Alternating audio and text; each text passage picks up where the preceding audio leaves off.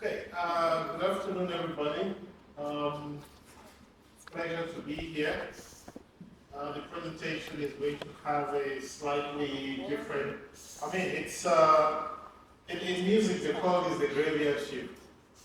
Because we've just eaten and everybody's feeling heavy and so on. But I'm going to try and make it as interesting as possible, okay? So we're going to start with a short video.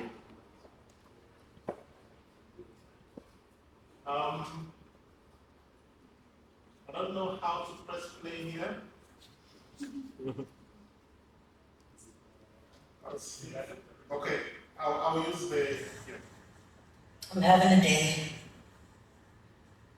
Or I'm having a life. I don't know, man. I just don't know what to do anymore. I'm sitting outside work, crying my eyes out in my vehicle.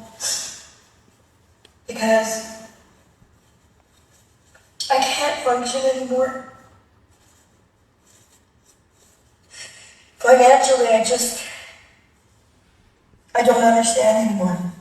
I don't understand how I make $34 an hour and I can't function. I can't function. I can't pay my bills. I can't even literally keep gas in my car to get to work 3 days a week because I can't afford it. Like, I get paid and it goes to car, mortgage,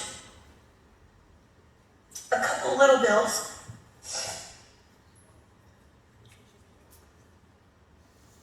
and then maybe $80 in food for the week. And I literally only buy groceries on my daughter's phone now. On the weeks that she goes with her dad, which is Monday to Monday, what I've started doing is I buy a loaf of rye bread, and I work really hard to keep that one loaf of rye bread lasting me the whole week, and I eat peanut butter. So I'll eat peanut butter toast whenever I'm hungry. And it's been fine. It's been working just fine. I'm good with that. That's fine.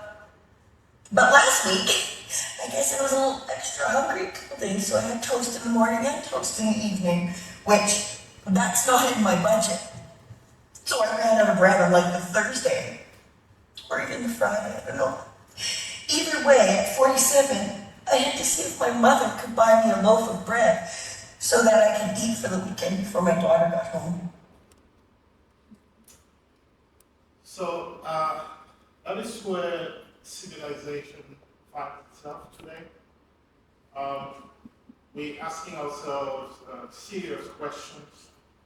Why is it that people who have well-paying jobs cannot survive on what they make from their jobs? Why is it that people who used to live in these beautiful, idyllic spaces cannot live in those spaces? Why is it getting hotter? Why do we have so many heat domes?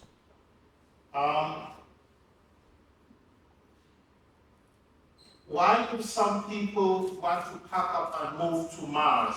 Techno fixes. What does the future hold for us? Especially today, if you are a young student sitting here listening to this presentation. Very deep questions that you asking yourselves every day. And it is very difficult to answer all these questions. Hopefully it was refreshing and reinvigorating to listen to Bue and Max this morning, and hopefully my presentation is going to help you along the way. So this is what we're going to talk about. I tend to talk a lot, and so you're going to try and stop me at some stage. I don't think I'm going to finish the presentation. But then, obviously, we are going to continue exchanging after this process, okay? And so, like Max was saying this morning, the dominant capitalist system would have you believe that endless growth is possible, that you too can have your massive mansion,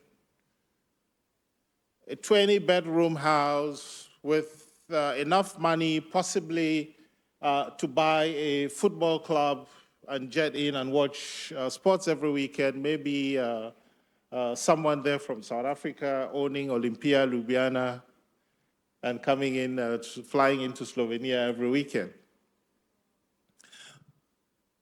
But obviously, this is impossible because the hegemonic system obviously is a rapacious project of mass extinction and mass exploitation. Today, we live in the age of insect colony collapse, and I'm sure if you live in the United States of America, you know about the business, which is transporting bee colonies from Florida to California to pollinate, and then sometimes from California to Florida. What happened to all the insects? What happened to the natural process? All of it disappeared. We killed it. Okay? So the dominant capitalist system really is about externalizing the dirty, the most violent, the most inhumane, and the most brutal sides of what capitalism really is. And that is why we have so many people who support this capitalist system today. So, through violence, subterfuge, cultural hegemony, and today morning we spoke a lot about Gramsci and what is cultural hegemony. Obviously, this is a process of co-opting other parts of society into believing and even desiring these brutal forms of capitalism and the flashy side, the money, the Gucci, the Fendi, etc.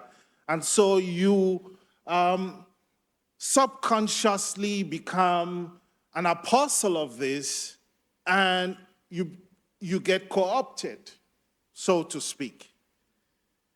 And so you become the most vigorous, the most vociferous defender or proponent of the system to your peers. Okay? And so, although through cultural hegemony the system continues to reproduce itself, we are hurting ineluctably towards a coming conflagration, a massive fire, a massive explosion that is going to be more extensive, more prolonged, and certainly more violent than the Arab Spring. And this is not just in Africa, this is all across the world. The guillotines are going to come back. And why, you may ask, we are going to see that a little later. Some are more hopeful of a peaceful transition, but power and wealth, my friends, is never given without a fight. So, the invention of the modern economy, obviously there is a very clear kinship between serfdom, feudalism, and then slavery, and then capitalism. Okay, throughout this process, what do we notice? We notice the dominant presence of the spiritual leaders, the monarchs, the lords and the ladies, etc. The spiritual leaders, obviously, to help you with the questions, the good side of your brain and the bad side of your brain, obviously to tell you what you are doing is not wrong. Just continue, okay? And obviously, we live in an era of Judeo-Christian spirituality, Judeo-Christian veneer of you are on the right path, you are doing nothing wrong, pray, continue, okay? And so this corrupt alliance between church and state birthed the idea that people outside were beasts of burden without a soul, without the capacity to think, and that their lands could be taken away from them because, and in my case, it is just the dark continent, okay? It is the undiscovered frontier which we can expand. It is just there for the taking, all right? And if you think that this is really in the past, obviously you can see now with the process to colonize Mars that this is not in the past. There is a reinvention of this. Now, the modern economy, like Achille Mbembe says, the Cameroonian philosopher, there is an explicit kinship between plantation slavery, colonial predation, and contemporary forms of resource extraction and expropriation. All right? If you are talking about slavery, the Dom Diversas is the document which Pope Nicholas V says, go out there and conquer, okay? And this starts the unprecedented chase for El Dorado. El Dorado really is not just solid gold. El Dorado is the possibility to exploit and to extract as much surplus as possible. Now, like I was saying earlier, although Pope Nicholas V is saying to the King of Portugal, well, these people do not have the capacity to think, they do not have souls, etc., etc., the reality is that the English, for example, have been doing business with these people for centuries. That is how you got the gold to make guinea coins in England. Because these people were mining. And so it did not really matter that Africa was supplying Britain with the manila they needed to make their gold. The people over there really had no rights according to the Judeo-Christian principles. Okay? And so we have slavery, and then from slavery we have colonization. And what I'm trying to paint here, the picture I'm trying to make you see, is that the modern capitalist system gets its wealth through dehumanization of people, transforming them into beasts of burden and transforming their lands into areas of surplus extraction, okay? So this is really how some countries became incredibly rich and some became incredibly poor and sometimes continue to be incredibly poor. Now, monocrop large-scale plantations suddenly start popping up, and we have sugarcane plantations where we've had a lot of diversity before. We start having corn farms. As we were driving to the university yesterday, we saw a lot of beautiful corn farms. How many of you have eaten just corn in its normal form before? How often do you eat corn? And this is really the question. Most of us do not eat corn that much. How come it is everywhere? Obviously, because you need substitutes to make Coca-Cola and things like that. You need animal feed. And this is the question that someone was asking this morning. Why do we have all these mass animal farms when they cause so much trouble? And the reality is that it is not just the fact that we pack all these animals into very narrow spaces. It is also the fact that we have to grow all this corn and soya beans, etc., to feed them. We have to destroy the Amazon to feed them, and so on. And so we have dehumanization. We have the creation of goals, and goals like this lady who was talking earlier, beasts of burden. We find it okay to exploit each other. We find it okay to work maybe from 7 o'clock to 6 p.m., Monday through Friday, and for some reason, obviously cultural hegemony, like I was explaining earlier in my presentation, if your neighbor complains, you get angry that your neighbor is complaining instead of giving their just contribution to the building of society. But then the question we do not ask ourselves is, of this money we keep making for our bosses, how much of that really belongs to us? Okay? So, the modern economy really, from an African perspective, once again, is what I'm showing you here. It is an architecture which was built up. In the case of the Congo, for example, you have the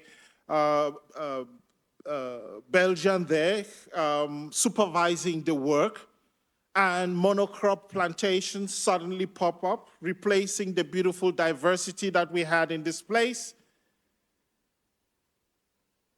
And then one day, because the morality of the issue is getting bigger and stronger and more people are complaining, they come up with this ingenious idea to replace the person in khakis there with someone who looks like the people who are being exploited. And on the right there, you have Mobutu, for those who have studied a bit of the Congo's history. But obviously, the beneficiary is still Belgium. And we're going to come to this neo-colonialism a little later. So, capitalism's modern phase. The harvesting of guano has never stopped. Plunder continues unabated. And because we have large monocrop plantations, what then happens is that every year we have to till the same plots of land and sow them. And so, because that process does not give enough time for metabolism to happen, what do we come up with? We come up with science to engineer crops that will grow under very specific conditions. They will require specific amounts of water. They will require specific amounts of pesticide. They will require specific amounts of fertilizer year after year. And obviously, because some pesticides and some insects get resistant and so on, we are going to slowly increase the quantities. And that is why today we get about 4 big companies that want to control all the food production system. Corteva, Syngenta, BASF, etc. ChemChina. I'm sure some of you who have studied that, the agri part of it, know what we're talking about. The privatization of the commons. The people who mine suddenly tell you that what is below the soil belongs to them. Although they do not know how the gold got there, they do not know how the silver got there, etc., etc. Societal atomization. When we're talking atoms, atoms, obviously it's because they're individual units. We look at it ourselves no longer as community, but we look at each other as atoms because of the liberal nature of modern society. The liberal nature of modern society, which tells you that it is through personal ingenuity and intelligence and ability and exertion that you amass the wealth you have for yourselves and your children. And so this is how you have to do it. It is a competition. And because it is a competition, you have to fight to gather as much as possible to the detriment of your neighbor. And that is why societal atomization continues. They do not want to see you working together.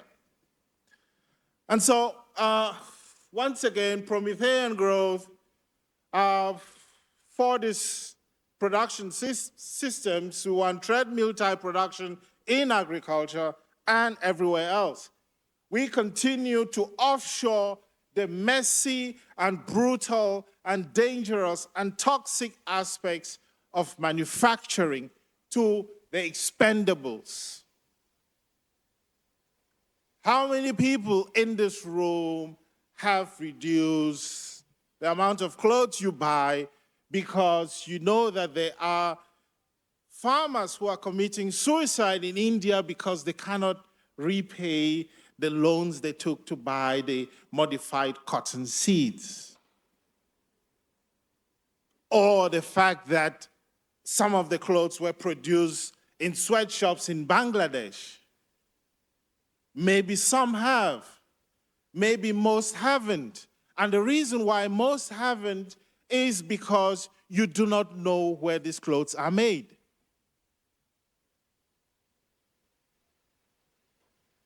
We have economic precarization, mechanical repetition of the same things.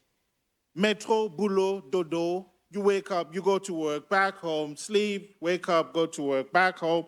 Or is it metro, boulot, tombeau? Metro, obviously, the train, boulot, work, tombeau, the coffin, cemetery.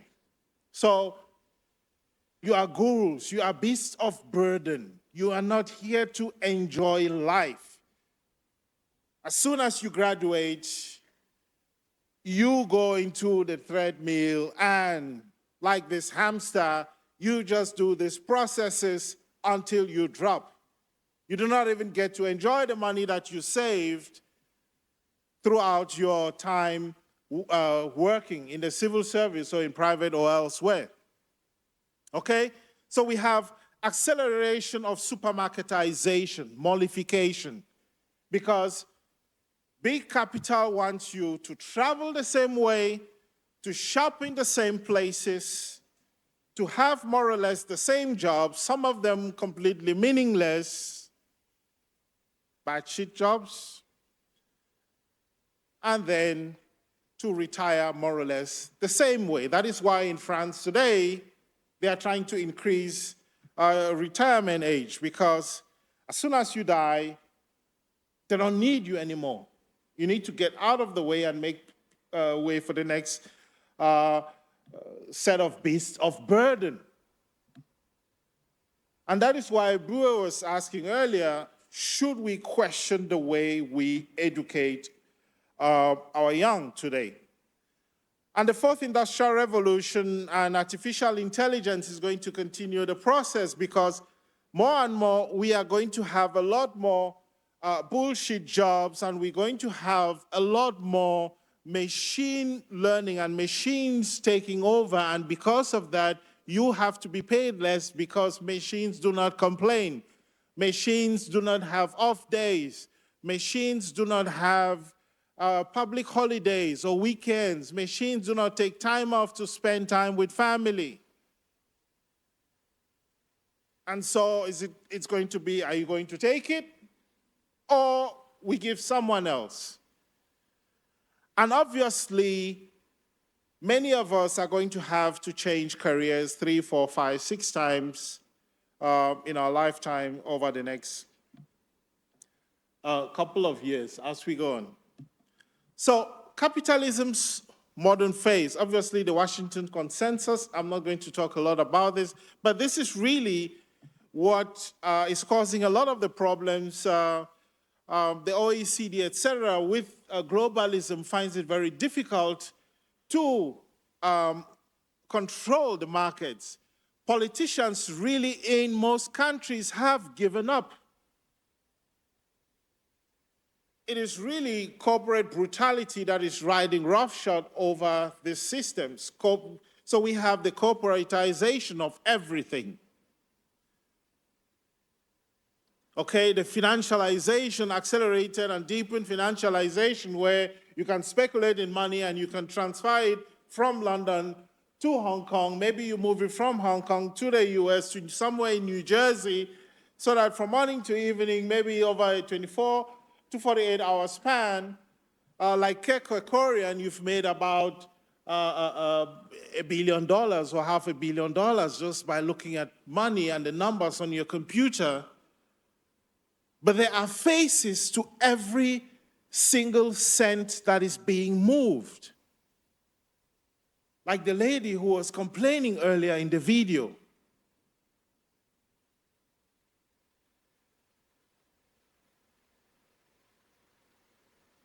So, what is the result of the brutality that is being waged against people and planet? What are the consequences? So the richest 10% really control everything. The richest 10% have creamed off virtually everything. And it is getting worse. It is not getting better. Unfortunately, I don't think throughout this week we're going to have good news for Chen. It's going to be bad news after bad news. And that is really important that we are here talking about this, so that we find the kind of opposite answers that we need to wage the wars that shall be waged tomorrow. Okay? So, the poorest half of the globe, and I'm sure if you've read Thomas Piketty, Capital One, it starts in South Africa, where I live and work, and it starts in Marikana, where these miners have said, we just need to have about, I don't know, I think it's, at the time it was about $800 per month. And the answer was to bring in the police and to shoot them down. And this was a peaceful protest in a platinum mine. So if you go back and read Capital, really the first page, it's Marikana. And this is really, South Africa is a very, really, I think it's the global poster child of inequality, because 1% of the country controls about 80% of the wealth. Okay, the top 5% control about 85% of the entire wealth of the country. So, the richest 10% globally own about 76% of all wealth. And really, those of us in the room here today do not count at all. In terms of looking at the kind of wealth that we have in the world, if we were to buy a spot on the vessel going to Mars today because the Earth has become uninhabitable, are you going to be able to afford a spot? I don't think so. And this is why we all need to get angry and we need to mobilize. Okay, so this is from the World Inequality Report 2022. The richest 10% really continue to get wealthier. It got worse during the COVID lockdowns because you were saving a lot more money and these people were consistently drawing a lot more of it.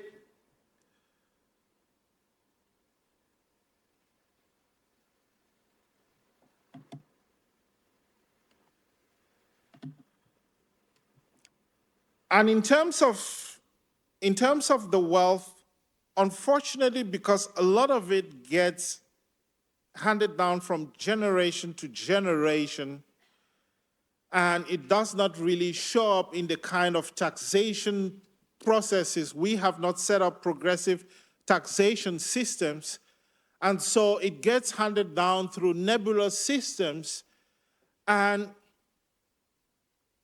the majority, really, of the people who own all this money continues to be men. I think the two richest men in the world are richer than all the women in Africa.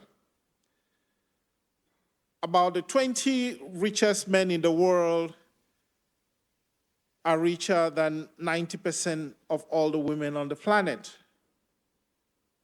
And so we have to ask ourselves if these are systems that are worth continuing. And so our problem really, I'm looking at this, and I think it's from block number 3 and going upwards that we are really talking about here. So really, it is 2 million people that are holding the entire system hostage. It is 2 million people that continue the production of fossil fuels, that insist on continuing the production of resources that we do not necessarily need, that continue the exploitative corporate strategies that are destroying us, et cetera, et cetera. That is the small, group of people that we are talking about. And the political class has completely given up. This is really the reality. The political class has given up, because how difficult is it to control this small group of people? Obviously, there are a number of countries that control their billionaires. I'm sure you know that. But obviously, these are very interesting questions that we have to come back to later. In countries like China, and that is why the Chinese are not a lot more connected into the global financial system. They want to have a tight control over their billionaires all the time. So a lot more numbers. In terms of inequality, on the far right there, you have the second rubric, and the fourth one you have Middle East and North Africa, and the fourth one you have Sub-Saharan Africa. They really do not appear on the map in terms of carbon footprint. And this is really important. Today we are sitting here in Slovenia, and if we want to calculate how much we have polluted, it is really nothing. But then, pollution is an equal opportunity abuser, in the sense that those who pollute are not necessarily those who are going to bear the consequences. It is the entire planet equally. Okay, and so whether you're the Maldives or somewhere else, there are going to be problems for you as well. In Africa, one utility, South Africa's Eskom, pollutes about 30% of all CO2 emissions on the entire continent. And so if you take out South Africa, Egypt, Nigeria, Morocco, the rest of Africa really does not pollute. But then we all bear the consequences. And obviously the consequences of some countries, and there was a question which was asked earlier about, I think it was about energy and so on. Between 2019 and 2023, China has set up 200 gigawatts of coal capacity from 2019. I don't know if you understand those numbers. It's crazy. Okay, so personal carbon footprint, of the richest compared to the poorest. And interestingly, today, the New York Times was asking the question, should we have a system where the rich are taxed according to their carbon footprint? I don't know how that gets into legislation with the American Republican Party right now, but very interesting question. So, the consequences of Anthropocene, okay? We have a burning planet, and I agree with Max this morning that 1.5 is gone. So the UN really is dealing with this old set of numbers that is completely, that is so yesterday. China has set up 200 gigawatts of coal capacity. India is also expanding very quickly its coal fleet. South Africa has set up about 10,000 megawatts of coal capacity, brand new. A lot of this is locked in. Germany went back to lignite for, they say, for a short period, obviously because of the war in Ukraine. But there is another set of numbers that I want to give you. Following the Russian invasion of Ukraine, Africa has received over 600 billion US dollars worth of investment in coal and oil and gas exploration and extraction. 600 billion.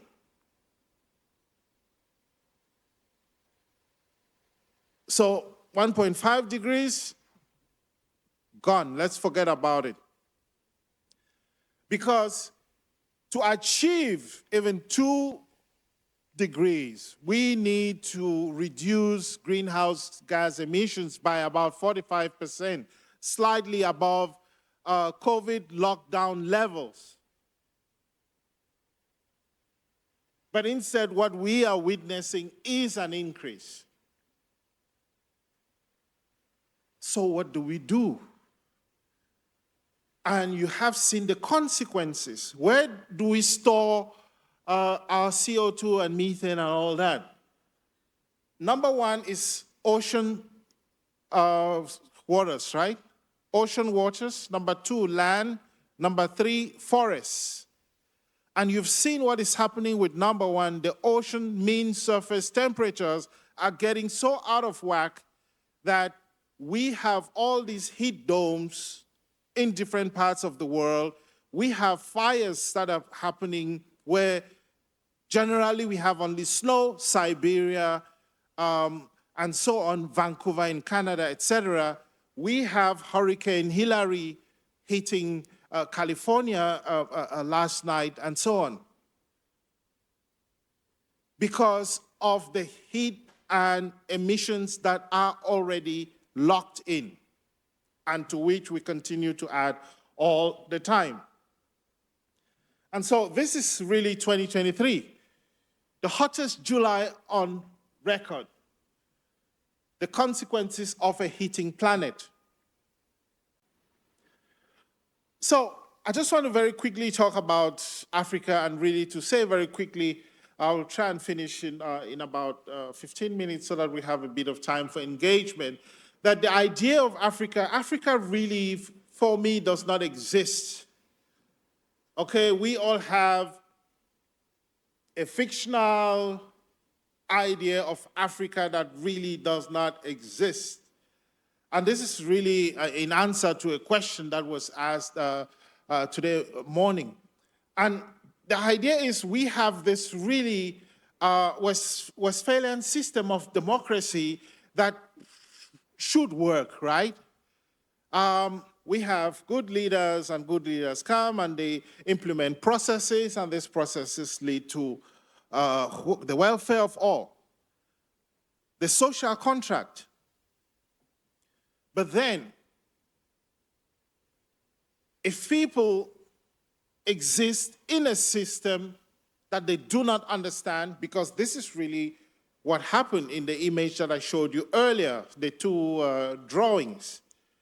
We had these colonizers and settler colonies that created the system, and one day, because the outrage was growing too deafening, they handed over to a kind of comprador elite, and the comprador elite really has been in place to this day. And that is why you have Niger burning today. There was really no national liberation. It did not happen, and I'm going to come back to it very quickly. I'm going to try and break up that process, break down that process for us. This is really Africa, okay? So on the left, you have about 5 minutes from our office. And the image on the right is also Africa. And so to answer the question that some asked this morning, in Africa, you can live as if you are in a first world country, amazing internet, amazing streets, everything. But at the same time, you have the levels of poverty, inequality, unemployment, underemployment, precarity that you can think of. How did we come to close our eyes to these injustices? The kind of permanent cultural hegemony that goes on means that most of us here take a break, but the richest, trust me, they never, ever take a break. They have no off days. And so, like I was mentioning earlier, those who really wanted national liberation, freedom to choose, freedom to build countries based on their aspirations and based on local culture and local ideas and the local institutions, not the Westphalian system that was imported from outside. All of them were killed or taken out, all without exception. And if you resisted and you were, I don't know if you had, I don't know what kind of black magic people like Sekou Touré had, if you had that, then your country was completely cut off, surrounded. There were covert systems to pour salt on your farmland so that it couldn't produce. This is what France did in Guinea. And so today, this is why people like Cabral are still celebrated everywhere, and you have the pathos in the song where you hear the Guineans mourning his loss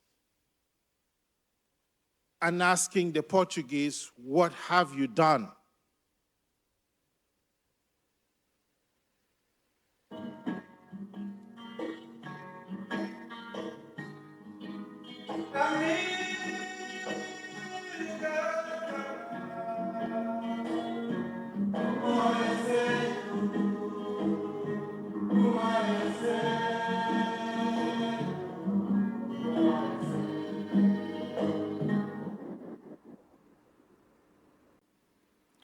So,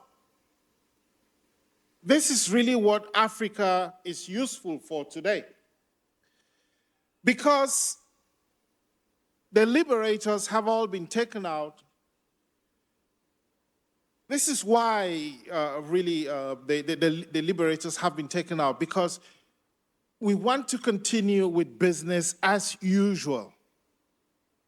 Africa really, when you look at the map of Pangaea and the fact that all of humanity came out of Africa, all of civilization came out of Africa, and the fact that all the wealth in the world really exists in Africa, and Africa should be the richest continent, the violence that created this old image of Africa, which is still there and which you think is gone, is there to serve this purpose, which you see on the right.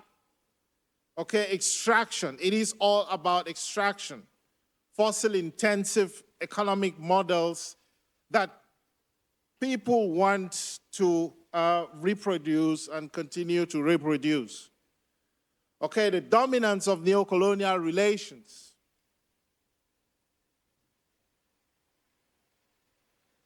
France using Niger to get uranium. Namibia for uranium. China using the DRC. Obviously, and so if you think the emerging powers are not much better. The China, for example, using the Democratic Republic of Congo for rare earth minerals. And really, it is the Chinese National Defense Guard that is controlling the rare earth minerals in the DRC. In Madagascar for rare earth. The Niger Delta. I'm sure you remember what happened in the Niger Delta when the local community said, we do not want Shell to operate here anymore. The leaders were hanged. And obviously, that kind of violent imagery hanging off the Ogoni 9 was to show the world, to show other freedom fighters in Nigeria, if you try to rebel against the system, this is how we are going to treat you.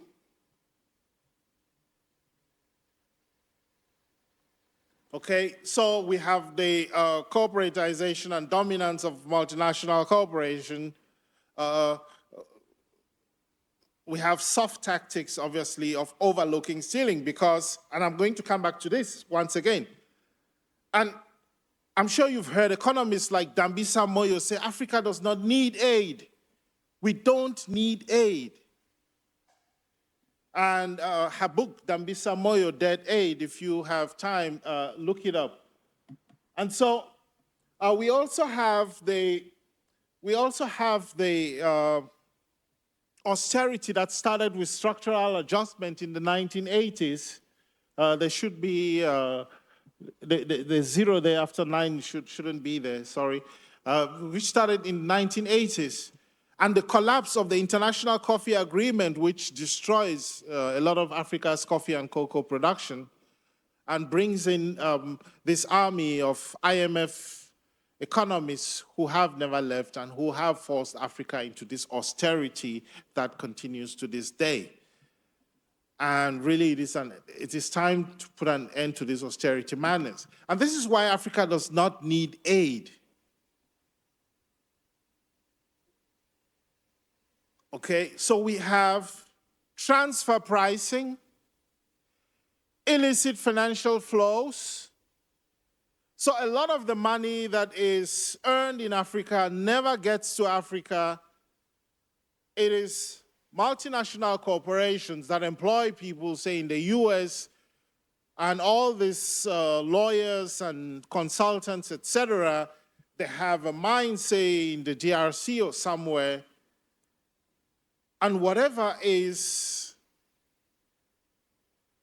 mined is smuggled out of the country, and payments from one person to the other happens in tax havens, Mauritius, New Jersey, etc.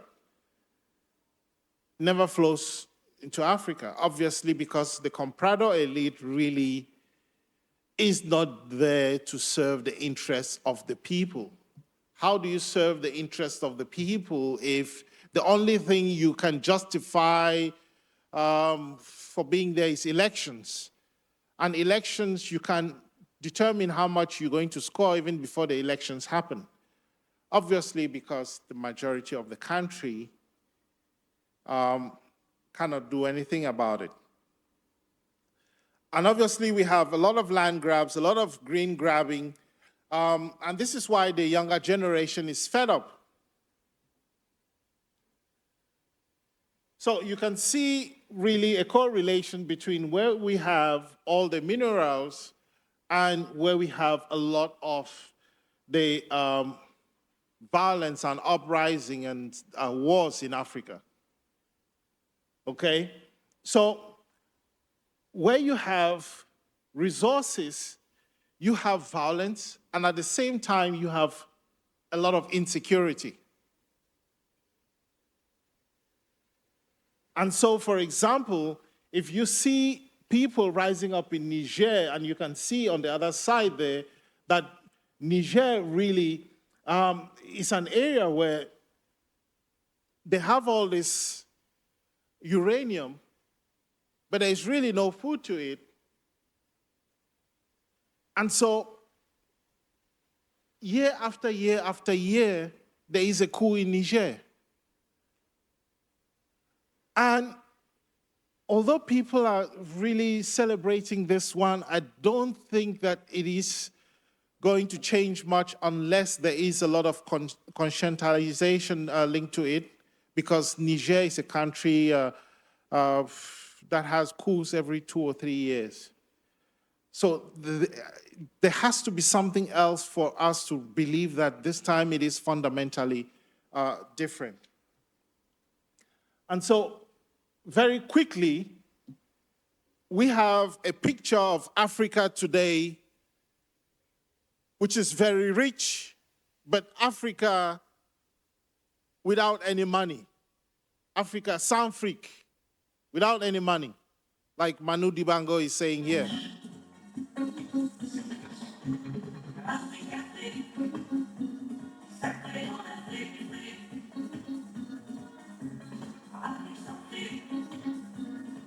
Afrique sans fric.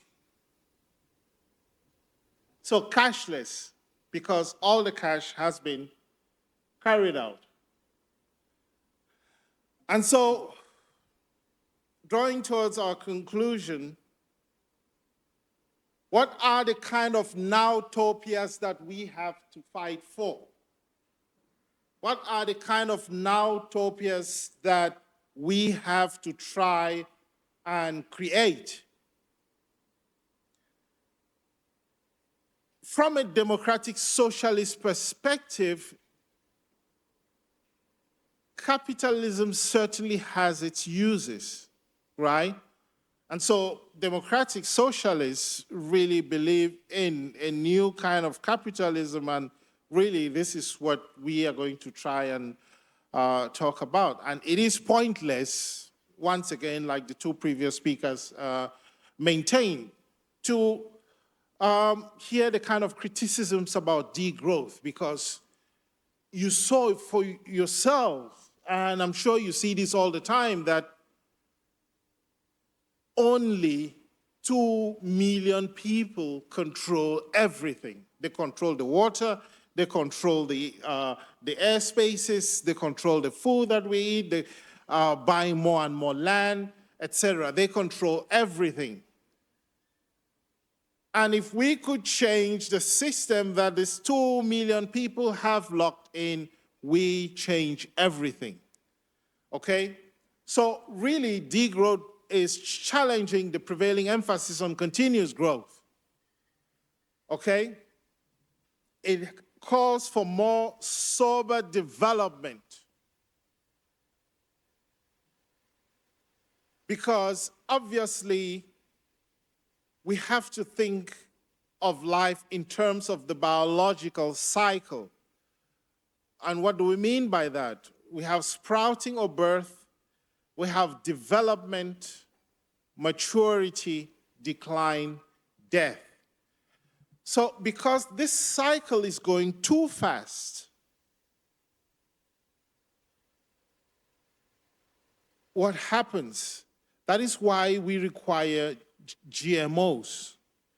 That is why we have all these dispersed units of production. Sometimes for just one bicycle, for just one e-bike, you have about 40 different countries involved. For one electric car, sometimes about 50 countries, components come from 50 different countries. And there is really no time for metabolism, for the earth to rest and reproduce. And that is why you hear farmers saying, for example, on some of their land, the last time they saw an earthworm was maybe 10 years ago. Okay, so Serge Latouche really talks about this biological cycle, and degrowth really has to be seen from these perspectives. South Africa is not going to fight for the same degrowth like Germany or the USA, for example. It is going to be different things, and I'm happy that Max touched on that in the morning, and we're not going to repeat the same points. So I'm just going to show them to you in the slides. So, I mean, like Georgescu again said, le développement durable, c'est de la poudre de perlipimpin. Sustainable development is snake oil. And so we really have to change the way we think about development, the way we conceptualize development. So it's really a different type of development that we're talking about, and that is why we're talking about degrowth. Okay? So what are the kind of alliances and conversations that need to happen? The first one really is about information. Information, information, information. That is really the first battle that must be won. Okay? So how do we reduce inequalities and improve equity? We need to build resilient local economies, and we need to create more synergies, short value chains. Trade with the rest of the world is going to continue. But more importantly, for all the stolen years and the stolen wealth, we need reparations to happen, but reparations obviously is not transfer of money. This is my opinion. Others may differ on this, but for me, we need more of Green New Deal projects. And what are these Green New Deal projects? What happens if we do not get these Green New Deal projects? Okay, so the derivation that we often hear about degrowth, we need primitivism that is going to happen. We are Luddites, kind of Luddite type economy that we want to see with this degrowth. These people want to be like the Amish. That is really not what degrowth is about. It's not about collapse porn. Degrowth does not call for shutting down everything. Industrial processes are going to continue. Some sectors of the economy are going to continue to grow. Okay? So there has to be a kind of honesty and a new kind of dialectical materialism because degrowth is already happening. In some countries, they already have the 4-day week. In Slovenia, they decided to stop Sundays. That is degrowth. Give more time to spend with your family and your loved ones. The train is already in motion. The great resignation during COVID. And you saw all the articles and the kind of apoplectic type journalism that was happening. What was happening, and people were saying this in the New York Times, I don't want to work, to spend 4 hours in traffic, go to work, go back home, no time to spend with my family, etc., etc., etc. I prefer to resign and go stay with my siblings or my parents and earn far less.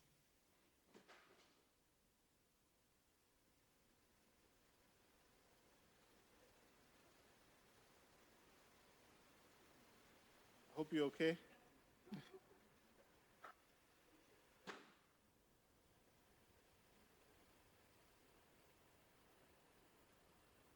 So, we saw with the Gilets jaunes before it was co-opted and crushed.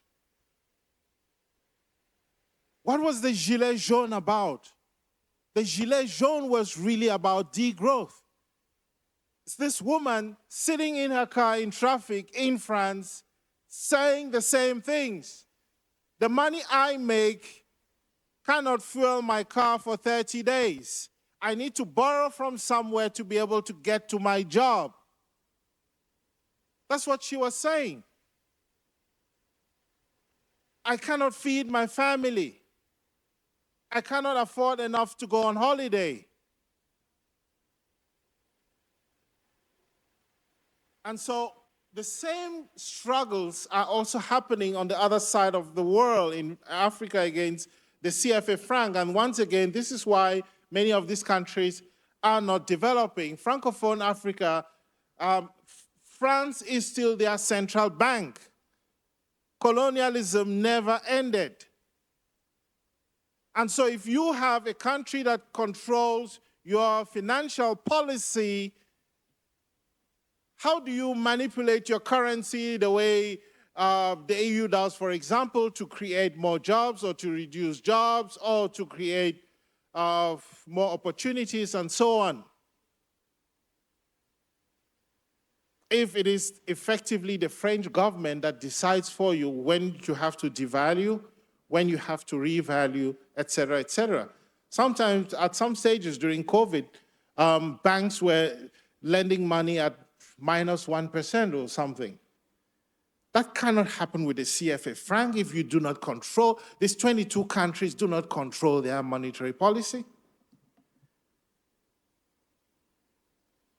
And so, for me, Green New Deal should happen in the form of reparations. So Green New Deal projects, people like Yanis Varoufakis have talked about transfer of wealth and technology from the global north to the global south. For example, we can do Green New Deal projects that end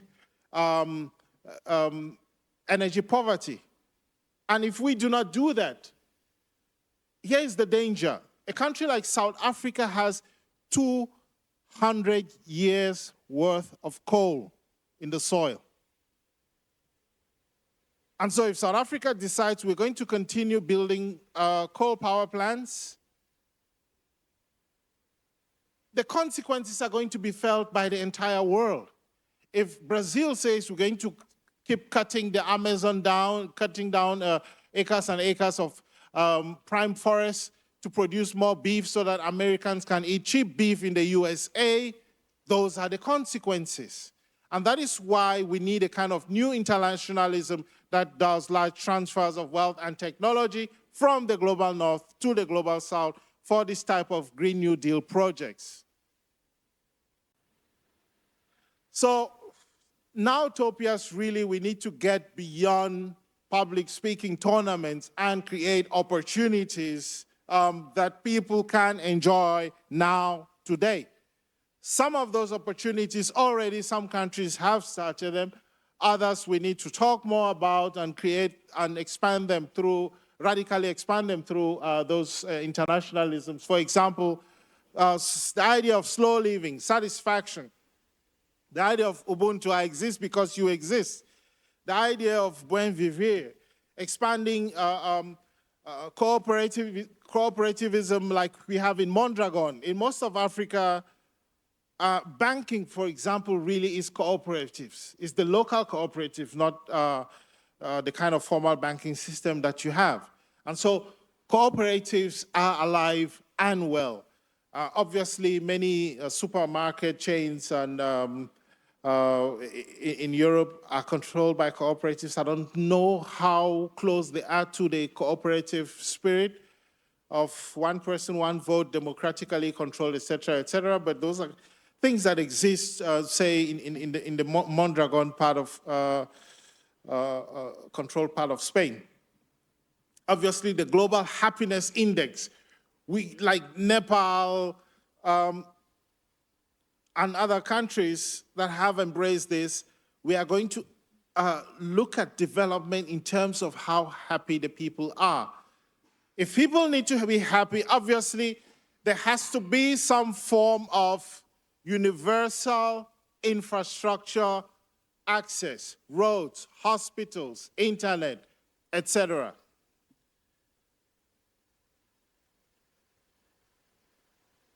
We need to move away from the dreamt ideals in our brains and put them out there. And with that, red pill, blue pill, which one are we going to choose? I thank you.